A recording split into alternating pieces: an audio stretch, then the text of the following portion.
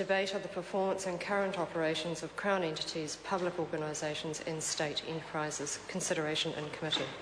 I declare the House in committee for consideration of the debate on the performance and current operations of the Crown entities, public organisations and state enterprises. Mr Chairman. Mr Speaker.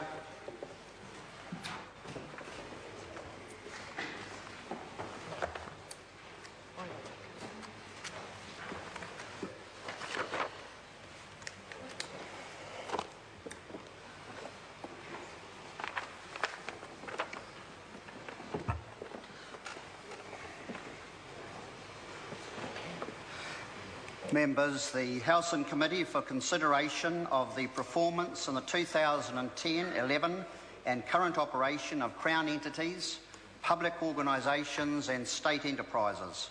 I remind members that this is a 3-hour debate.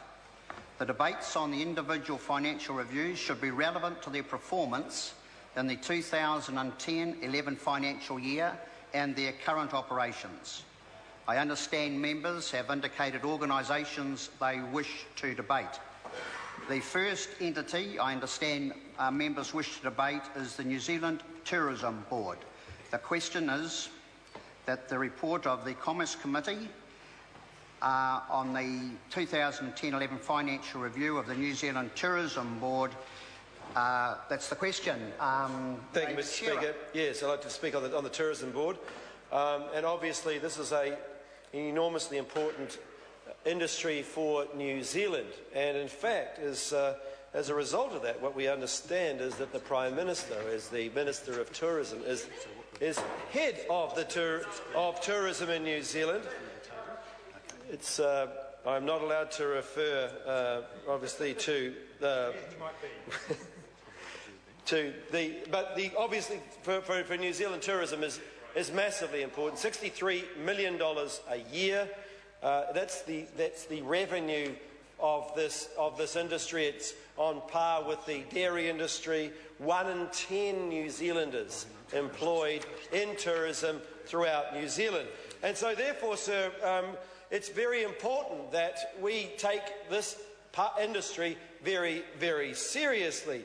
And this is what John Key, the Minister of Tourism, said just 4 years ago, that while times are getting tough right now, the future for tourism is bright. You are a vital part of the economic engine that drives New Zealand, and you will be celebrated and encouraged by my government. This is what the state of the tourism sector said, sir, in its 2012 report. New Zealand is perceived to have fallen off the global radar as a desirable destination. It's predicting a downturn.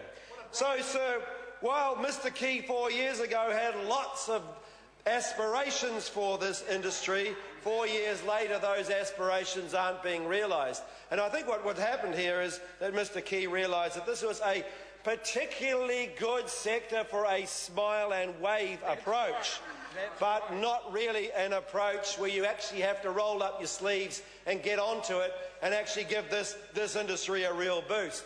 So while it was said to be important 4 years ago, today, sir, it's actually fallen off the radar, and we have some real concerns and some grave concerns about where this industry is heading. However, Mr Key did come up with a partial solution, a little bit like a partial asset float, a partial solution, sir, to where this industry might get a boost from. And that's from a convention centre in Auckland.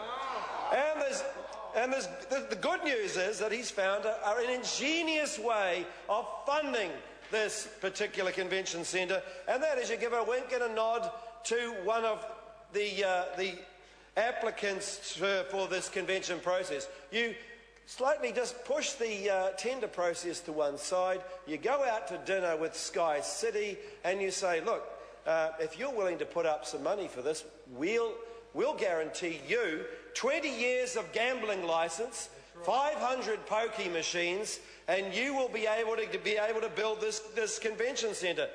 What a great offer. That's a great offer. It's a slightly sleazy offer. It's a bit of a shonky offer, but what a great offer. Because for Sky City, it's a great offer, Mr Chair, because $42 million a year they get from those 500 pokie machines, and they get a 20-year extension to their gambling licence. And in the space of 6 to 7 years, they'll pay for the convention centre, and they'll still have $13 million at times 13 years times $42 million a year to go on that extension to their gambling licence. Now, that's a pretty good deal, Mr. Chair. Plus interest on that. So there's the big plan for New Zealand tourism. Smile and wave on the one hand, and giving the Sky City the ability to raise $42 million a year in pokie machines from the pockets of people who can least afford them. And don't worry about those other industries and those other sectors that vied for the opportunity to do this. Don't worry about that, Mr. Speaker. No. Just go out to dinner, have a wink and a nudge, and you'll get the deal. And I guess that's why the Attorney General decided to have a bit of a look at this. Right, I tell you, Mr. Speaker, that's exactly why, Mr. Chair, this is exactly why Sky City is looking with a smiling face at what's going on, and why the Auditor General is taking a good look at that. And Mr. Brownlee might well ask that. And what do they get out of it? They got nothing out of it, Mr. Brownlee. They got absolutely no return on that particular investment, because this party stands up for good process, and that's why this deal is a shonky deal, Mr. Chair. Point of order, Mr. Chair. Point of order, Chris Hipkins. Mr. Chairman, I understand that it has been custom in this House that the minister responsible for the vote in question comes to the House and takes the chair. No. And no. we advised the government of the votes we wished to debate beforehand on that basis. I've heard your point. No, any minister can sit in the chair. If the minister who's appropriate, whose portfolio it is in the House, they must take the chair. But any minister can resume the chair. I'm calling Barbara Stewart. Thank you, Mr. Chair. I rise to... Order. Who said that? The member. You cannot say that. The member will withdraw and apologise for that comment. I withdraw and apologise. I'm calling Barbara Stewart. Thank you, Mr. Chair. I rise